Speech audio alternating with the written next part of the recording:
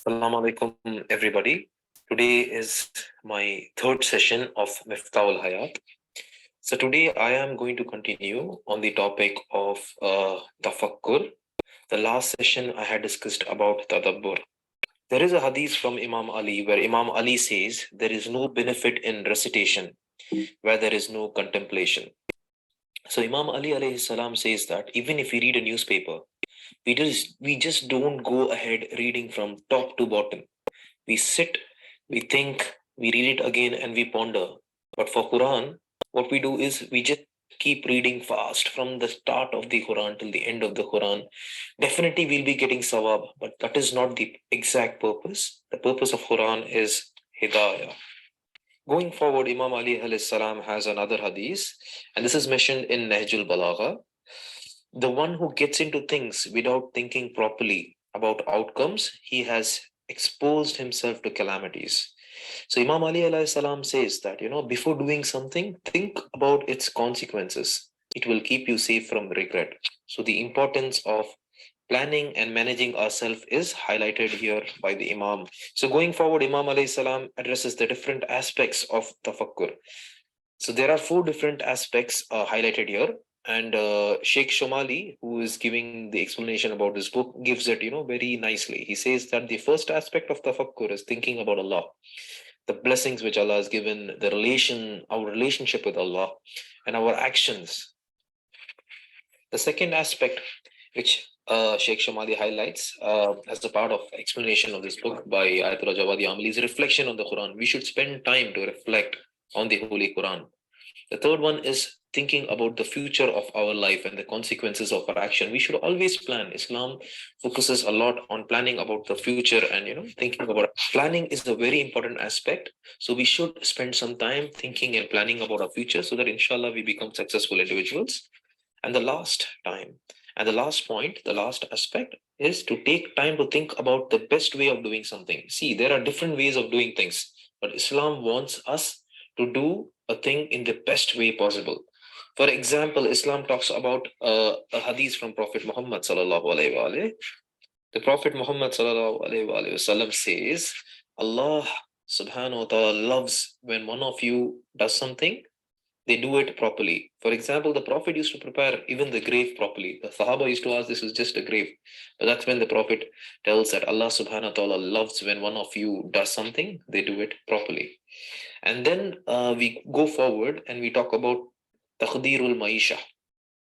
Imam Ali alayhi salam says in a hadith, your life cannot be in good shape and condition unless you are good in measuring and planning.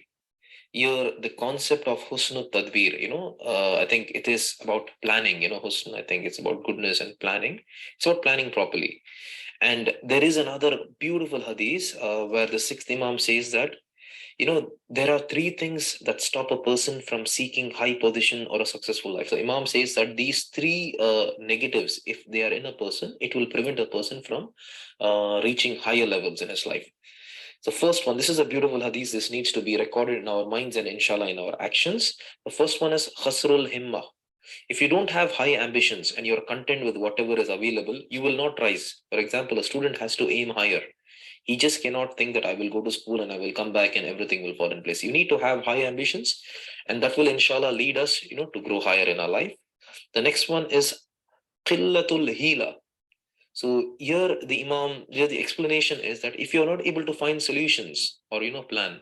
So generally hum log hila, we use the term hila in a negative sense. The way out, you do something, and in order to get out of something, we just try to use the word hila. But here Sheikh Shumali explains that hila is basically to find solutions. So whenever we want to travel higher in our life, we need to have solutions. Whenever we do something, we need to have solutions. We need to reach out. We need to